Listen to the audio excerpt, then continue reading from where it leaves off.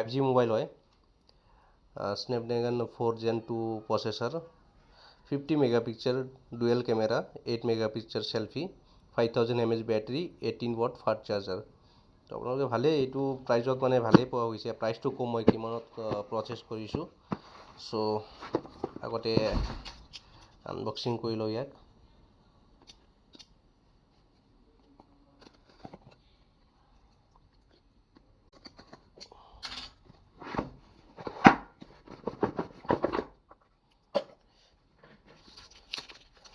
আপোনালোকে পাৰা হৈতে যে ওপেন বক্স ডেলিভাৰী ল'ব নহলে মোবাইলৰ জগত আপোনালোকৰ সাবুন আহি যাব পাৰে এটো যেতিয়ালৈকে বুট হ'ব তেতিয়ালৈকে ইয়াত সব ভিতৰত কি আছে আৰু চাৰ্জাৰ বক্সতে পাই যাব 22 বৰ্ডৰ আছে কিন্তু 18 বৰ্ডৰ আপোনালোকৰ চাৰ্জাৰ সাবুন ওয়াও